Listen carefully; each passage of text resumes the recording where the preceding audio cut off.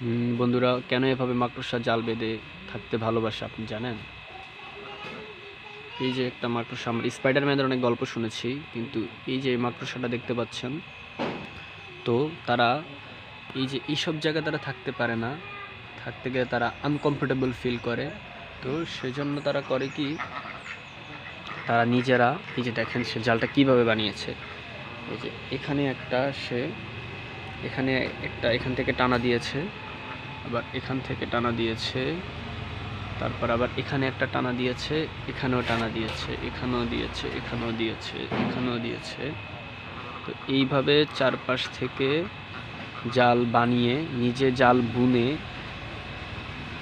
তারপরে মাকড়সা মাঝখানে বসবাস করে। এই যে দেখুন কি রিল্যাক্সে আছে সে, আমি তাকে বিরক্ত করতেছি না। সে এখানে তার ঘরে আছে, নিজে বানিয়েছে, নিজে কষ্ট করে বানিয়ে সে এখানে আছে, সেজন্য আমি তাকে বিরক্ত করছি না। দেখুন তার কি একটা, মানে তার মাথার কি একটা বুদ্ধি। সে খুব অত্যন্ত যত্ন সহকারে মেটিকুলাসভাবে এটাকে সে বুনেছে, এই জালটাকে পুরোটাকে সে বুনেছে, বুনে সে মাঝখানে আছে। মাকড়সাটা কিন্তু জীবিত, দেখতে পাবেন সে কিন্তু জীবিত আছে।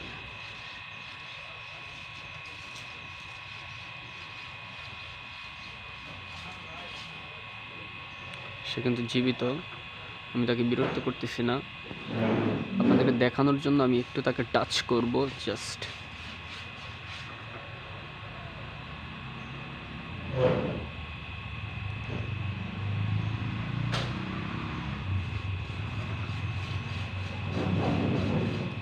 দেখেছেন, সে কিন্তু বিরক্ত হয়েছে। আমি তাকে এইভাবে বিরক্ত করতে চাইনি, তারপরেও সে কিন্তু জীবিত, সে নড়ে উঠেছে। সে তার এই যে এই মিডল যে পয়েন্ট, এই সার্কেল, এই মাঝখান থেকে সে এখানে চলে এসেছে। এখন আমি যখন এখান থেকে চলে যাব, তখন সে আবার আগের অবস্থানে ফিরে যাবে। দেখেছেন,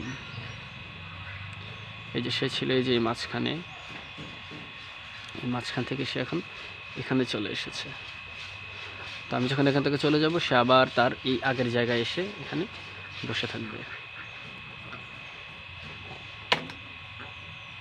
এই মাকড়সার জীবনচক্র থেকেই কিন্তু স্পাইডারম্যানের গল্প তৈরি হয়েছে, যেটা আপনার আমার সবার শৈশবে অনেক প্রিয় গল্প ছিল।